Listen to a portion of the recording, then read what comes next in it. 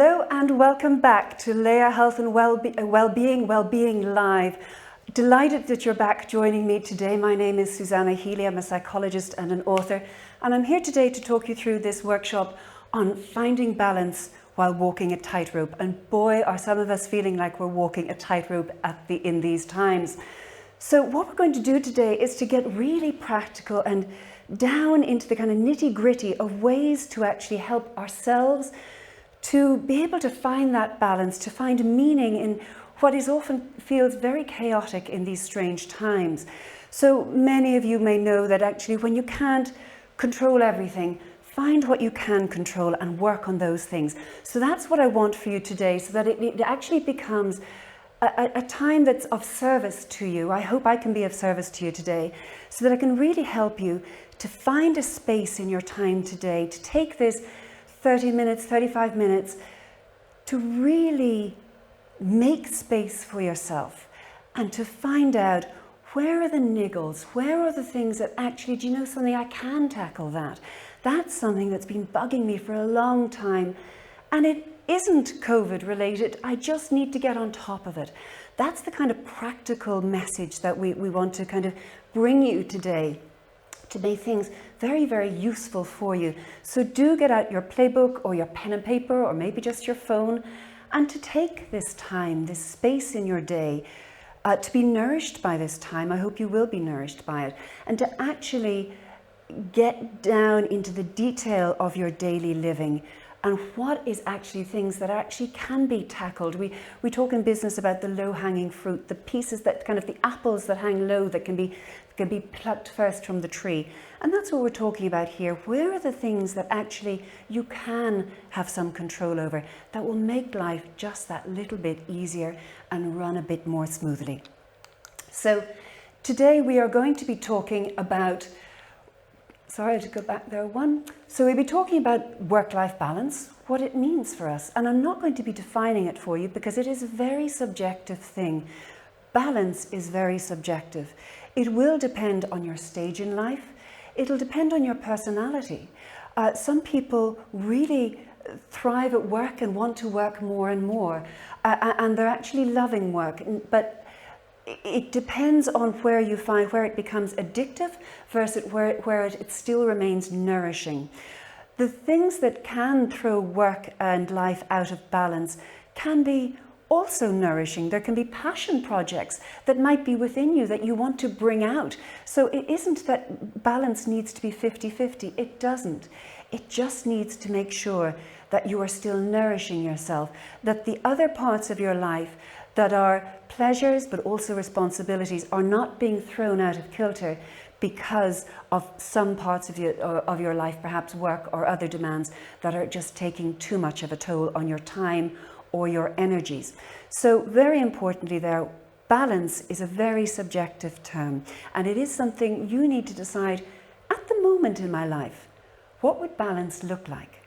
What does it mean? What do I want to give to this, but perhaps take from this?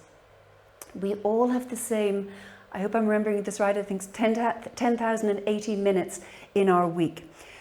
But boy, do we spend them differently. So it's about kind of how will I spend them? And not, some of them may be very productive, but others don't need to be productive. They may just actually be still minutes that we want to keep for ourselves, very nourishing, non-productive minutes, and that's fine too. So again, exploring what we mean by work-life balance. And perhaps if you're watching with a partner, or maybe if you're working from home and there's a partner in the house, inviting them to come and join you. Because a lot of the time we may be very out of kilter in what we consider balanced. One of us might be considering our lives to be balanced and the other not. So maybe to give a shout, give a holler upstairs or downstairs or wherever they may be, get them to join you and to take this time so that you can work out together, and perhaps for a few minutes afterwards, where you want to go, where you want to be, the how of living your life. And that's really, really important. So hopefully this workshop will be of use to you.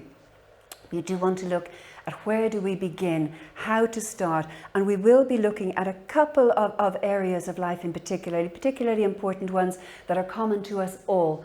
so that we can I can give you examples on those and where to maybe eke out other ways of taking control and a sense of being on top of it. So what we're doing is we're coming with fresh eyes to your life. We're becoming, it's very mindful, really. It really is, because mindfulness is just about awareness. And what we're doing here is to become awake to our lives so that we're not just that leaf bobbing along with the stream, whether it's turbulent, whether it's very windy, and being bobbed along, whether it's calm or stormy.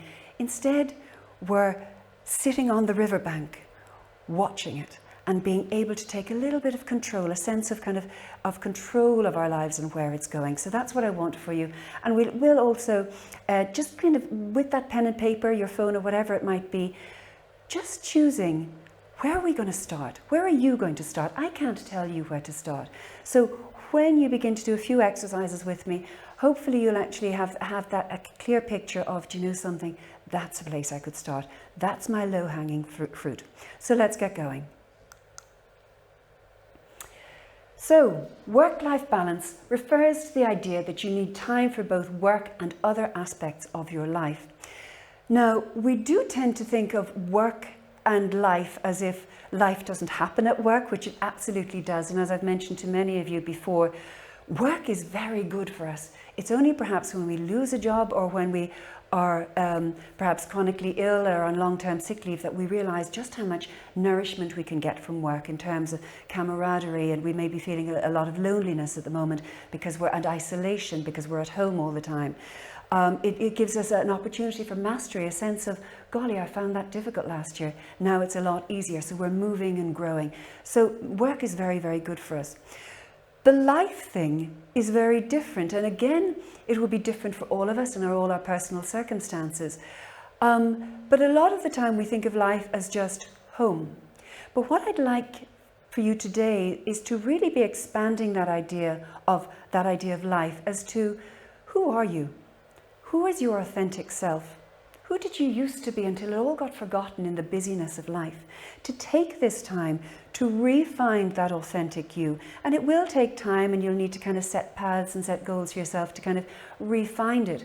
But being able to re-explore those things that you haven't done for years perhaps, or that you've always wanted to do, so that life includes both responsibilities and duties, which may be loving. So it might be, for example, part of family duties, but also the love that comes within families.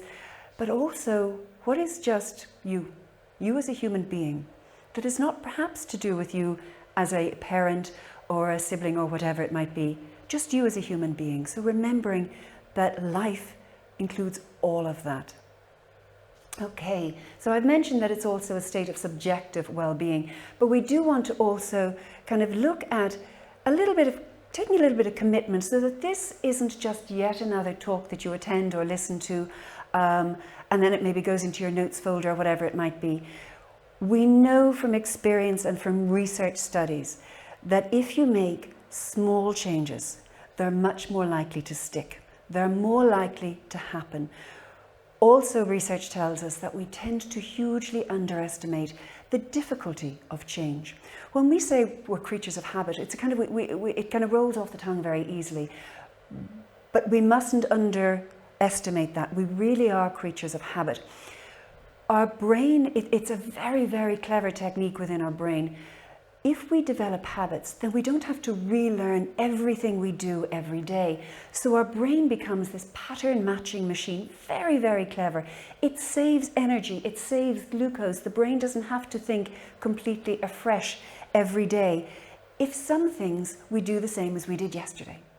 But as many of you of a certain age like myself will know, yesterday and today and then tomorrow's habit become habits of years and then decades. And some of them are great. They're great energy saving. We don't need to think about what side of the bed to get out on every morning. But other things we may have got, when we say we've found our groove is a positive way of saying it, but got into a rut is a negative way of saying it. But you see either way as a pathway and a way that we get stuck into. So just beginning to realize, what are the habits that I've always been doing? And I need to look with that mindful, a fresh, awake eyes and say, become conscious and say, do I want to keep that going or not? Because change takes motivation. It needs to be meaningful. and preferably small, because it is a neurobiological change. The neurons in your brain change when you build a new habit. They actually, there's a great phrase in psychology. I know some of you that know me from before will have heard me saying it before, but it's a fabulous phrase. Neurons that fire together, wire together. Neurons, things, if we have a thought, if we have an emotion, or if we do a behavior. We have habits in all sorts of things. But they require neurons to connect together like in a little train. And if they connect together regularly, they become kind of hardwired together. And that is the kind of basic biology of habits. So it's really, really important that we become aware, what am I wiring into the brain? I didn't mean to do that, perhaps. And other things that you really want to change and create habits in yourself. So we'll be looking at that as well. But just realize that in order for all those millions of clever little neurons in your brain to connect to each other, to become a habit, it takes repetition and repetition and repetition and repetition over and over again. That's why professional athletes train way longer than way past the boredom threshold. Repetition. That's how they get really, really good at something. Okay, so just to keep that in mind, and that's why we say start small. It is much more likely to actually stick rather than lots and lots of ideas. You can have them, you can go on to them later, but take something small, do it, get on top of it, and then go on to your next thing. Instead of this time next year perhaps being disappointed that you haven't quite got on top of it. Okay. Good. So some of you may have heard this story before, but it's well worth retelling. And it's just, and I think probably many of us can relate to it actually if we've been to some lovely kind of simple fishing village, maybe on holiday abroad or something like that, anywhere that we might have seen a much simpler life. And there's a story told of a businessman who comes to visit and watch in a little fishing port and watches the fisherman every day in his little boat going out, getting the net in the one net into his one boat, and he goes out to sea and he comes back again with some fish and he cleans them all up and he goes home in the evening and so on, and he does this day after day until one day the businessman says to him, you know, why don't you invest? Why don't you maybe you could borrow and you could get more boats, and then you could hire them out to other people. And if you hire them out to other people, then you'll actually have more nets, more fish coming in, more money, and so it goes on. And so you grow and you develop and you create a huge fishing empire. And the fisherman said to him, what would I do with that fishing empire? He said, but then you'd have lots more money. And what would I do when I have that more money? Well, then you'd be free to sit and relax and have coffee and chill and have a great standard of living. And the fisherman said, is that not what I'm already doing? And so much of our Western world and the Western mind is productivity related, it's outcome related. And some of you, especially when we've blurred that border between work and home life, when we're working from home and all we need to do, maybe we're kind of half looking after the children at the same time, maybe they're half the time they're on our knee, or they come home from school and we're kind of going, giving them a sandwich and coming back to our desks again. And there's no boundaries. And so often where productivity can be, not always, but can be useful and appropriate in the work environment, we then carry that into our home life. Even in the kind of, you know, eat up quickly, we need to be somewhere, or you need to do something else, or I need to be back at the desk, or whatever it might be. So becoming aware of what we are carrying and becoming conscious of the mindset that we're carrying, the gear of consciousness, I would call it. You know, do I want to go into a creative mindset? Well, then perhaps I've been in a very productive mindset. I've been an analytical mindset. I need to go and take a walk in between, because I'm changing gear just like you would in a car. I'm changing gear in my mind, so I need a little break in between. So becoming very, very aware of that, and becoming aware of where you're bringing the business mind that might be very useful and got you great places, but bringing it into a place that is not appropriate, like home life. So just becoming aware of that, and it also may be causing an awful lot of tensions. And it might be causing tensions within yourself as well, because you're irritated, you're irked because people aren't doing things on time and kids don't deliver their sandwich eating on time to a deadline. So that kind of thing, becoming aware of that and just realizing, are you the businessman or the fisherman? Okay, so a couple of questions here. Are you good at switching off? Is work having an impact on your home life? And at the moment, it's certainly going to. Maybe you've kind of come back to work today, you're still in work, or you've kind of crept back in, or you're doing a half day in the office and a half day at home, but now we're going to have to go back down to working from home. So certainly it is going to blur those lines, as I've mentioned already. So it will blur them psychologically, emotionally, physically. And we'll be talking about that in a little while, and the blurred kind of work and home life physical environment, because whatever we might say and give out about a commute, it did give a natural boundary as to kind of when work finished and home life started, and that has gone. So we need to be looking at kind of is that completely out of kilter? Do you sleep enough? We'll be talking about that again, but really, really important to be looking at your sleep habits and have they changed. Maybe you're watching an awful lot more television since perhaps even the first lockdown, and you haven't really changed that since the first lockdown, because we haven't completely out of any kind of various different levels of lockdown. So we're still in that mentality of kind of a little bit on, a little bit off. So just becoming aware of that, and how are your sleep routines doing? Again, excuse the mixed metaphor, but becoming awake to how are your sleep routines? How are they doing? Have bad habits crept in? And looking at that. Looking at, are you doing things for yourself? Maybe actually just, again, you've run out of time to do things for yourself. That you're losing those 10,080 minutes. And you need to be able to look at them a bit like a precious budget. These are your precious minutes of your life. So looking at them a bit like coins. Where will I spend them? Or do I want to spend them there? Maybe I don't. Maybe I did that because it was purely habit, or that's what I've always been doing on a Monday or a Tuesday night. But I actually don't want to spend my precious minutes there anymore. So again, becoming awake to what you're doing to help you get that kind of life balance back. And making sure your life is more than just work, because your work hours may have expanded hugely. You may kind of say, well, I'll do this and then I'll go back to work in the evening time. If you need to, that's okay. But is it scheduled? Is there a kind of a finish time? Is it kind of, okay, I'll go back and sit at the desk from 7 till 8 because I'm taking more time with the kids in the afternoon, because maybe my childcarer can't travel, or whatever it might be. Is there any kind of conscious planning of it, or again you just drifting like that leaf on the river? So have you scheduled it? Is it time allocated? Have you got Alexa or your phone setting an alarm to say, finish now, you're done with work is through? So being very, very careful of that, and some little kind of home alarms, because where we had triggers at work, maybe you had to take lunch hour from 12 to 1 or 1 to 2 or whatever it might have been, or within a certain time frame, that's gone. So where environmental triggers that you used to have triggered you to respond in a particular way, triggered you to go home, triggered you to have lunch, triggered you to be on time for work, perhaps those have gone.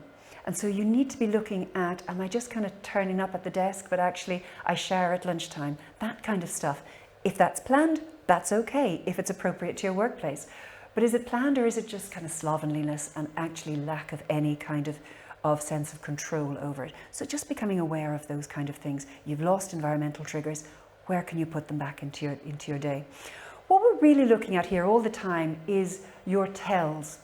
That idea, that phrase from poker, that kind of your tells will tell in your face as to what kind of hand you have. And we want to be looking at what are our tells that work-life balance is out of sync for us. Is it you're much narkier than you mean to be, or that you'd want to be? Or you're great with the kids, but you're narky with your spouse or a partner or a loved one? Or you're not at all getting to see your parents that you really want to see, or you're not getting anything like the exercise and a lot of the weight has crept on, or whatever it might be. What are the tells that you're just becoming out of kilter? Maybe you're getting very perfectionist in your thinking, and suddenly you're getting very, very angry about the state of the kitchen, and we'll be talking about that. It's perfectly legitimate, but needs to be dealt with appropriately, as opposed to just firing off. It might be that you're washing your car all the time and you're irritated by the mess, or whatever it might be. What are the tells that make you realize, something, I'm out of sync? Because a lot of the time we do keep our social mask for our workplace, even if our workplace is now online. But then the rest, we kind of, when it goes, when our politeness goes, we keep all our good manners for work, and then it all goes by the wayside when we get home or when we move away from the desk. So noticing that and noticing that's a tell, I'm out of sync. If I'm giving the best of myself to work and the family are getting the dregs, or my co-lodgers in my rental space are getting the dregs, that's a sign that things are out of kilter. So having a look at your tells and maybe asking if somebody who knows you, what do they think? Because a lot of the time we don't know, we can't see it ourselves. So here's an exercise for you to do. Maybe just grab some pen and paper. And you're going to write down, here's a kind of a circle. So we call this kind of like a life pie of your life. So it's like dividing your life into different slices of a pie. And we have some headings here like fun, romance, family and friends, finances, etc., fitness, health, etc. But you may want to put very different headings on it. So you might want to have less, or you may want to have more. But what we want to look at is actually those little kind of the graphs, the little bars where you can grade yourself from 1 to 10 in terms of how well am I doing on that.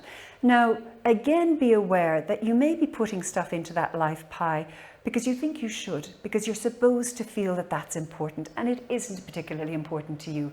For the moment, put it by the wayside. You can think maybe if it's something like health and you're just, oh, I'm just not that into fitness. We'll talk about that in a moment. Maybe you're looking at fitness the wrong way. But have a look. There might be other slices of the pie that you'd like to put in, some that you want to take out.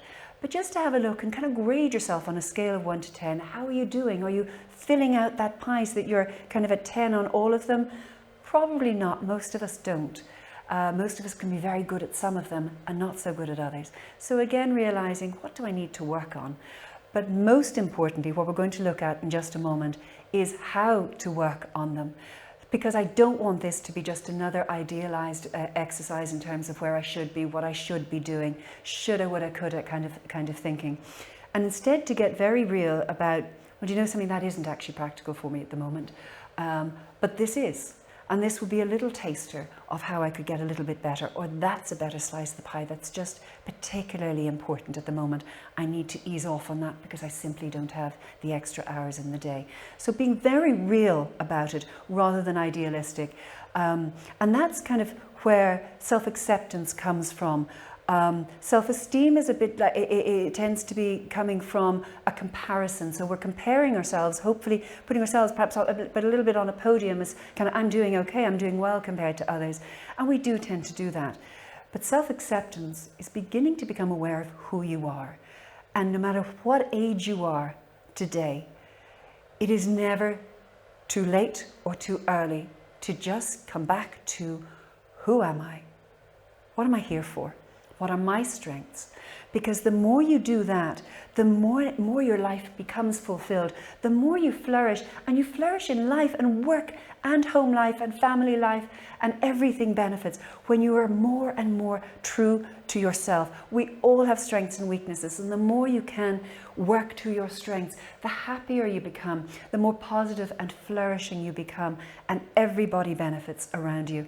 So it helps to imbue your life with much more meaning, because now you're living a life that's true to yourself, that's kind of by design, so it's meaningful, and there's that very important element of a sense of coherence in your life, a sense that it all makes sense. All the different slices of that pie make sense. They contribute. You can recognize them as being relevant to you. So for example, there you might not want to say health, but you like yoga, you like, do you know something, or maybe you kind of say, do you know something, I keep failing because I keep trying to run, and actually what I should do is try to walk with a friend. In reality, it's the only way I ever get any fitness. Or I keep going to yoga classes because I said I would. Actually, I love dance. I want to go back to dance. I used to dance when I was younger, and I love dance. Go for it. Make it really yours. So take out health and put in dance, whatever it might be, but make it yours. Very, very important.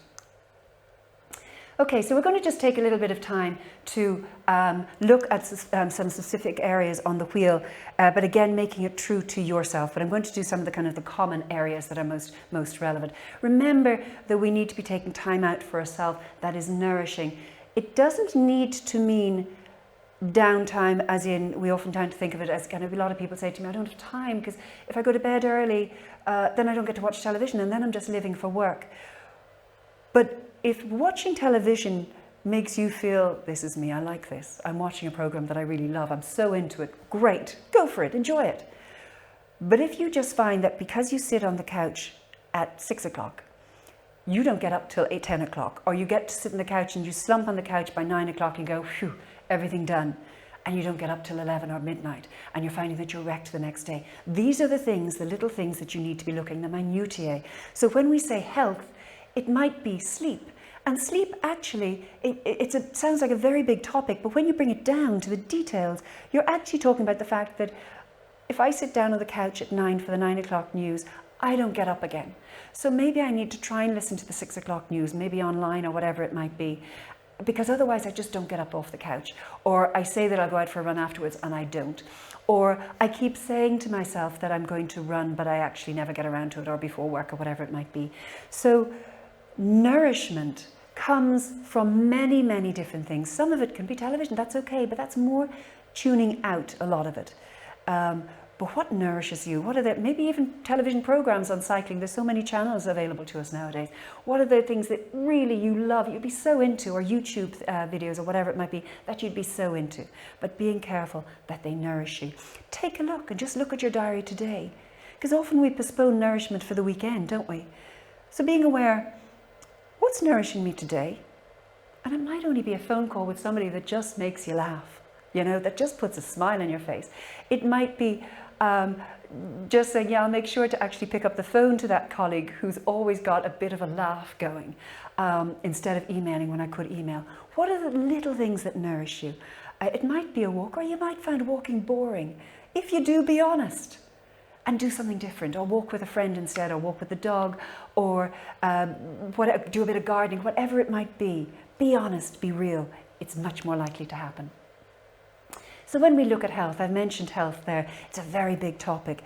But again, it might be to do with sleep, it might be to do, and again I mentioned that about, you know, going back to, if you have a bad habit, where does it begin? Does it begin when I sit down on the couch?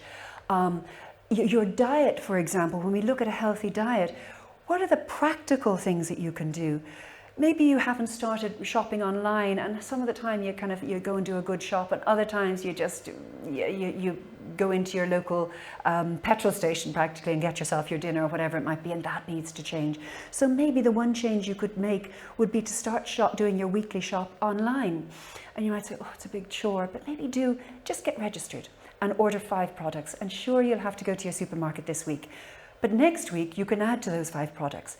And by 2 or 3 weeks, you'll have your whole weekly shopping online ready to go. And that's the trigger, that's the difference. Or maybe you're online shopping already, but you kind of run out at the end of the week and you realize you've only got rubbish left at the end of the week, and that's when your diet gets thrown off.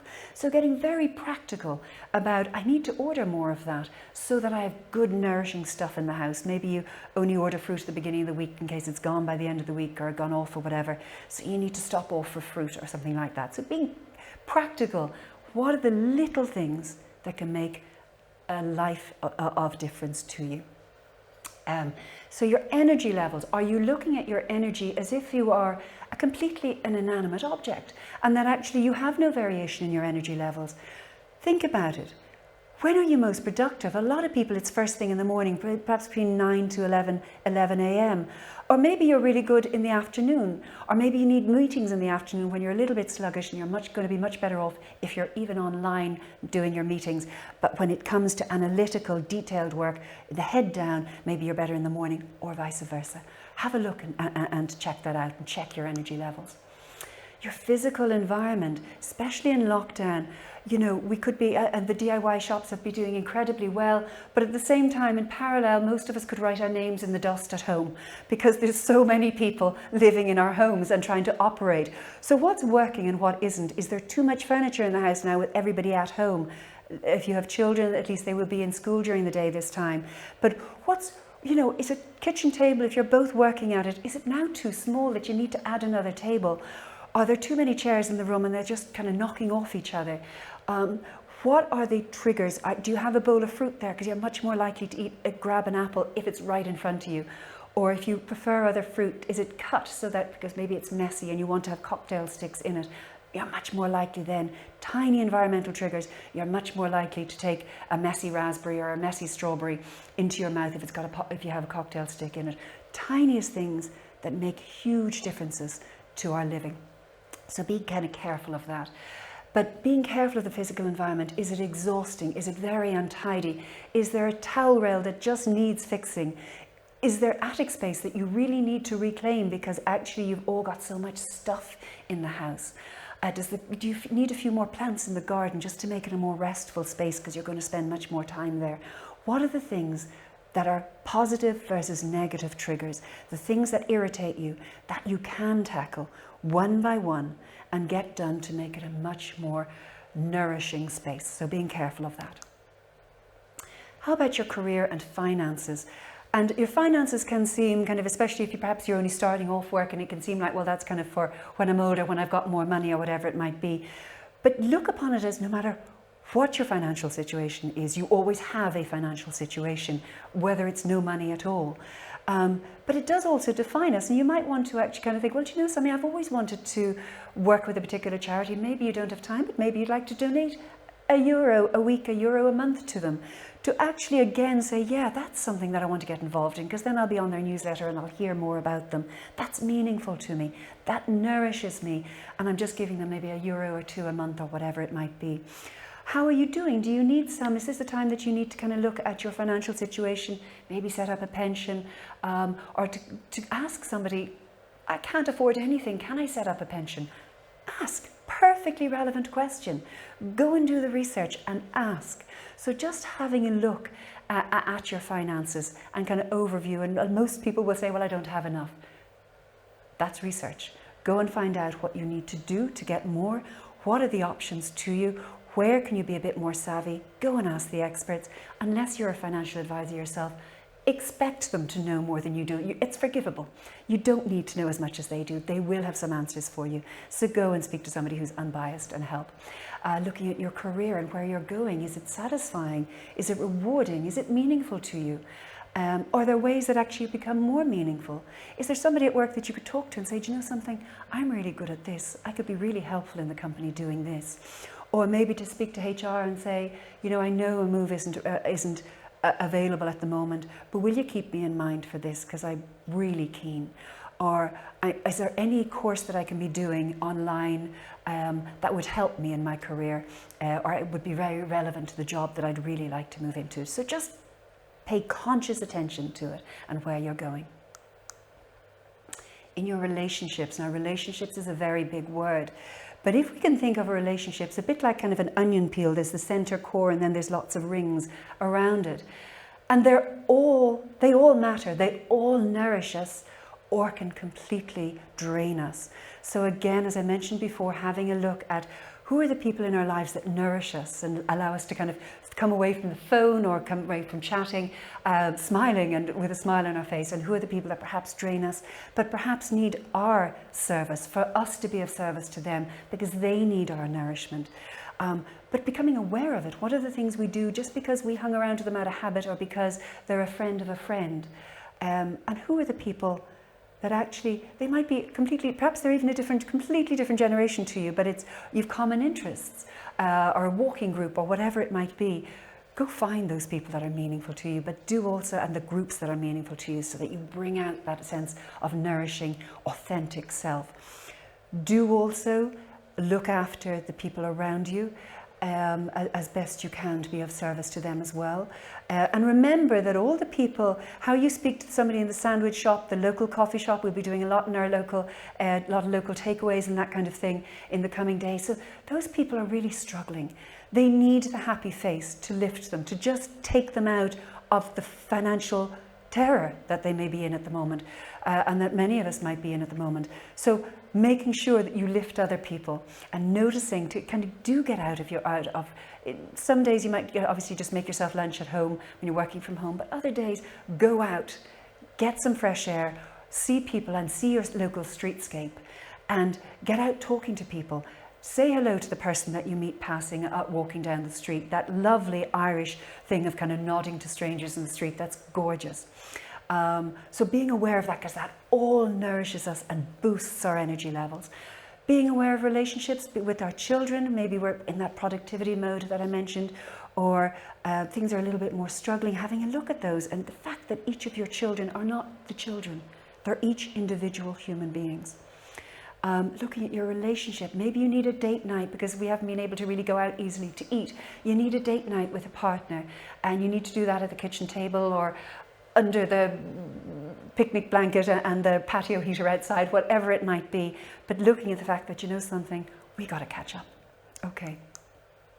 Looking again at personal growth, I mentioned that it might be the YouTube videos that kind of, there's very little you can't learn on YouTube. It might be a course that you want to take on that's really you've always wanted to do. What are the things that are nourishing but grow you as well? So they're not just, it's not the same as downtime, they grow you as well. So very, very important to have a look at what's meaningful to you.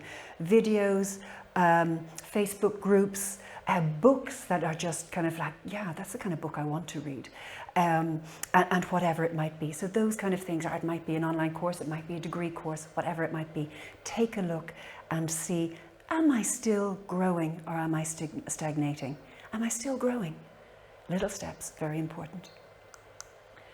And just finally, I want to say a little bit about fun and recreation. And I know sometimes fun and recreation can sound very forced, because some things, as I've already mentioned, are very meaningful to us, but they're not necessarily fun. But do remember to have fun, to notice, am I laughing or have I stopped laughing? Do I need to actually, instead of choosing a movie on a Saturday night, instead of choosing a thriller, we'll choose a comedy, consciously choose a comedy, and see how that affects you, see how that affects your relationship, your chatting, your sexual life. How does it lift you when you just feel more relaxed from laughter?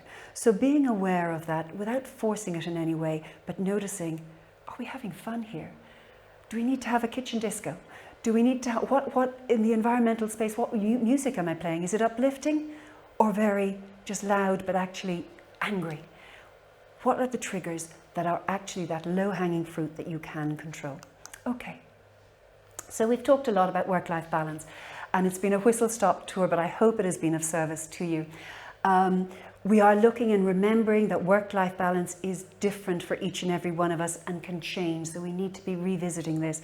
But hopefully you will take your playbook or your pen and paper and keep it somewhere safe, but hopefully somewhere in your wallet, in your handbag, in your diary, somewhere that it is not just stowed away as an ideal thinking, that is real to you and applicable to you, and that you can actually do something with it. Take one thing and begin. All right. Okay, we're going to open it up to any questions. So if you'd like to contact me, and I'll just have a look now at the iPad and send your questions in to me, and hopefully I can help you with those. Okay.